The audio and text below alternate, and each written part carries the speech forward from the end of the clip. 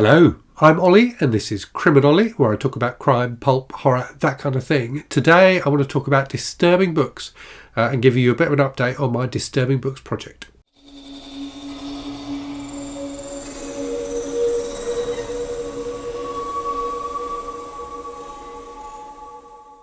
So if you don't know, this was a project I set myself that was sparked by a video I made a while ago that was a review of a book called Notice by an author called Heather Lewis, which at the time I said was the most disturbing book I'd ever read. That video did incredibly well on YouTube, far better than anything else I've ever made and no doubt will ever make. And I got loads of comments from people on the back of that video recommending or suggesting other disturbing books that I might read. And I'm gradually working my way through a very long list of dozens of books. Coming back, so I'm reviewing all of those books on the channel, so doing individual reviews for them. And I've got a playlist of all of those reviews, but also coming back periodically and just giving an update on how it's all feeling overall. And what I am moving towards when I've finished this, and I've still got, I think, about 15 books to go, is doing some kind of tier list kind of thing. And I haven't quite worked out how I'm going to do it, because I want to be able to rank the books in more than one way. I want to talk about how disturbing they were, but also how good they were as books, and also kind of theme them. So I'm coming up with a concept of kind of different themes of disturbing books that I've observed through what I've read so far. So I want to weave that into it as well. So it's all got a bit complicated basically, and I'm trying to figure out how I knit it all together, but I've got a bit of time because I've still got more books to read. So anyway, in this video I'm going to talk about the 9 books I've read since I last did one of these updates. So I have done reviews of all of these, but I will talk about them kind of as a whole. And then talk about what's coming next. What are the other books I've still got to read? And then also just talk generally about how it's going and how I'm feeling about it. So let's get on with the 9 books then. So the 9 books I have read since I last gave one of these updates are Gone to See the Riverman by Christopher Triana, which is kind of it felt to me quite different from some of the other disturbing books I read, in that it's a fairly traditional horror novel with some additional kind of disturbing elements to it. It's a book where I found the concept more disturbing than the actual book. So there's something deeply creepy about the idea of the book, that when I actually read it, I found it wasn't as creepy as I expected. So the concept is that this woman who's having a long distance relationship with a killer on death row gets asked by him to go and pick something up from this shack of his and take it to this character called the Riverman. And there's just something about that, the whole idea of people communicating with and falling in love with, building relationships with people on death row who are, and who admit that they have done terrible, terrible things, which I find kind of fascinating and quite disturbing in its own right.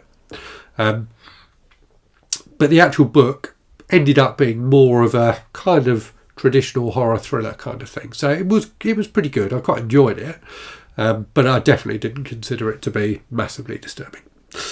Next up was The Room by Hubert Selby Jr. So something a bit more literary, about prison. So about a guy who's in prison and his experience of being in prison and what's led to him being in prison. Written in a very experimental style, quite challenging to read at times, and definitely quite disturbing at times. So there were some individual scenes that were really disturbing, and overall the impression it gave me was one of kind of hopelessness, really. So definitely more disturbing than the Riverman, but again not as disturbing certainly not as disturbing for me personally as Notice. Next up, probably my least favourite of the books I'm going to talk about today, Geek Love by Catherine Dunn, which is one of those books that have been heavily recommended to me, but which it just didn't click with me at all. So about a family of like circus freaks, basically, where the parents deliberately, like the mother takes drugs and things like that to encourage deformity in her offspring, so that they can be used in this circus freak show. So definitely a very disturbing concept, and a book that a lot of people have got a lot from, I think. So it's a book that's kind of about what it's like to be different and things like that. And I think it's a book that speaks to a lot of people. But I didn't particularly enjoy it, and definitely didn't find it disturbing either. Next then, a book that was a surprise, because this is not a book I read for the Disturbing Books Project, but I found it deeply disturbing. So the book is 1974 by David Peace, which is a mystery novel set in the 70s in the UK, about a series of murders and a journalist who's investigating them. And what's, I guess, disturbing is, I mean, it certainly was disturbing, and the details of the crimes were very disturbing, and particularly as you understand the bigger picture of what's going on, it was incredibly bleak. But I would call it more bleak than disturbing, probably. It's just, again, that feeling of hopelessness and of injustice. It's a book that made me quite angry to read it because of the injustice that's going on in it. But also the central character, this journalist, adds to that by being, he's not a crusader for justice by any means. He just wants to get the story, basically. So yeah, an interesting book and an excellent book. But yeah, one that surprised me because I didn't expect it to be as dark as it was. Okay, the next book is a famously disturbing book, and one indeed that I was quite nervous to read. So that is Hog by Samuel R. Delany.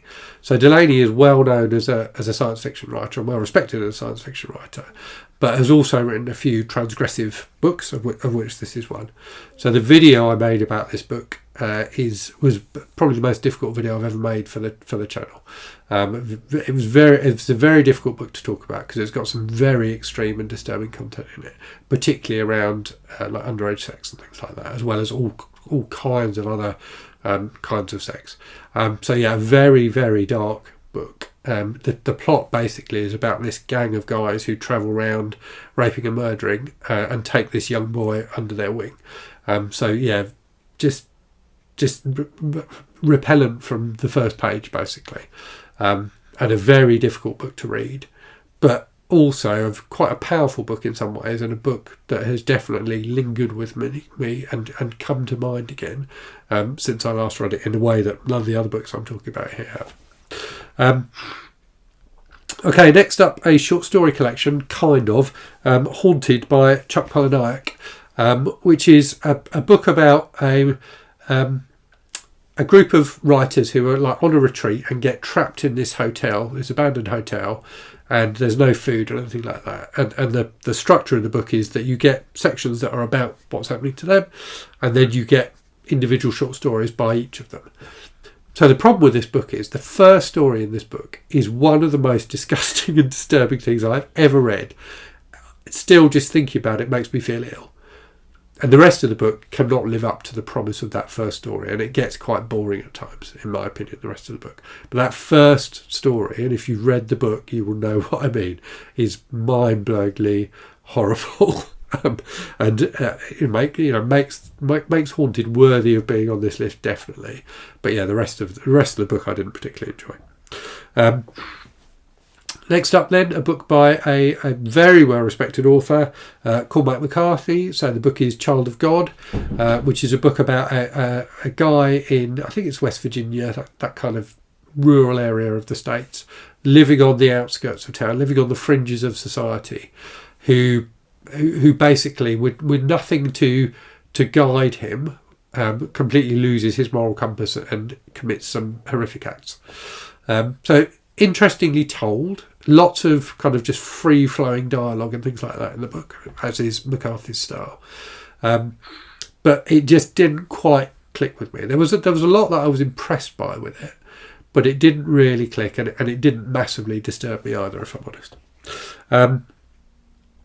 Okay, two more books to go then, both of which I've read fairly recently. So the first is Crash by J.G. Ballard, which is definitely a very bizarre book, and yes, definitely somewhat disturbing, but not like deeply disturbing. So a book about people who fetishize car crashes and get off on having sex in cars and then crashing the cars, and all sorts of weird stuff going on in this book. And it's very graphic at times about that subject matter, so that definitely disturbs, or has the power to disturb. But the problem with it is that there's a disconnect from the characters. And I think that's true with a lot of the books I've talked about here, where I've said I wasn't that disturbed by them. I think that is true for those books as well. So in Crash, you definitely feel a distance between you, the reader, and the events that's going on. And I think it was MJ on the channel Reading This Live who did a review of this book recently, said the style is quite clinical, and that makes it somehow less engaging. And I think, for me, that connection with the characters is what can make a book truly disturbing. And I didn't feel that in Child of God, for example, or The Room, really, by Selby Jr. And that lack of a true connection with the character, I think, makes books, no matter what's happening in them, less disturbing than they might be otherwise. The final book then is one that I probably wouldn't have put on this list, but it is one that was suggested by people in the comments, and that is The King in Yellow by Robert Chambers. So his collection of full short stories written around the turn of the last century, and concerning this fictional play called The King in Yellow, which can send people mad, and the impact of that on various people's lives, as well as this kind of all this weird stuff going on in America at the time as well, or in his version of America, involving like a revolution and things like that. So there is something disturbing about that concept, and the book was definitely, I think the best way to the best word to describe this book is uncanny rather than disturbing. There's something quite chilling about it, something otherworldly about what's going on. And I said in my review of it, it almost feels like Chambers has seen things that the human mind is not supposed to see.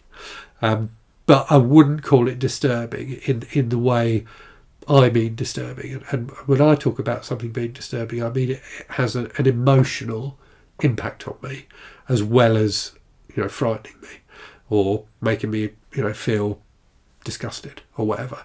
And I think that's where I'm kind of getting to with this project, is that there are some books that are disgusting, there are some books that are repellent, there are some books that are creepy or uncanny, but for a book to be truly disturbing to me, it has to be a book where I feel a personal connection with the characters.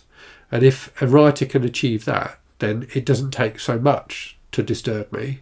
The acts don't have to be as extreme or as graphic or whatever as they are in some of these books that haven't disturbed me that much. I think that's where I'm landing as kind of a theory.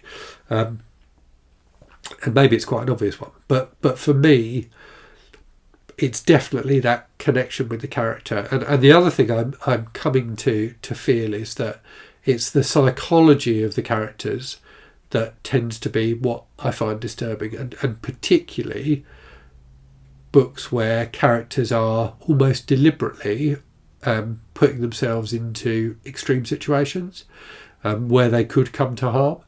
I think that's something I personally find particularly disturbing, and that's something that's definitely true of Notice by Heather Lewis. So let's talk quickly then about the 15 books I've got left. And this list might change. The list may well grow. We shall see. But these are the books so far that I've got that I am still intending to read for this. So the first one is The End of Alice by A.M. Holmes, which is supposed to be very disturbing, and based on my personal definition of disturbing, I think it is one I will find disturbing. Next is Birdman by Mo Hader, which is, I think, more of a thriller, but supposed to be very graphic and disturbing. Next is The Summer I Died by Ryan C. Thomas, which has come recommended by a number of people, which is a kind of extreme horror type book, so a slasher. Next then we have The Melting by Liz Spitt, which is, I think, a Dutch book, which is supposed to be very interesting, very well written, so looking forward to that one. Next we have a play, so The Pillow Man by Martin McDonagh, which was recommended by a bunch of people, so I'm very interested to read that, and have not read a play for a very, very long time. Another thriller next, Pretty Girls by Karen Slaughter. So I've read a few Karen Slaughter books over the years. I wouldn't necessarily call them disturbing. They're definitely very graphic. But the subject matter of this one does sound like it could lend itself to being disturbing. And Next, another extreme horror book, Womb by Duncan Ralston, which again came up again and again in the comments. So I think I've read another book by him, which I didn't love, but which was okay. So yeah, interested to see what this one's like. I'm expecting it to be extremely graphic, if nothing else. Next, a book I know very little about, but it was recommended, and when I looked it up, it sounded really interesting. I think it's kind of sci-fi horror. It's Prototype by Brian Hodge. Next, we have a book that has incest as a central theme, and incest seems to be something that comes up again and again in these disturbing books. So that book is The Cement Garden by Ian McEwan. Next, a classic work of erotica.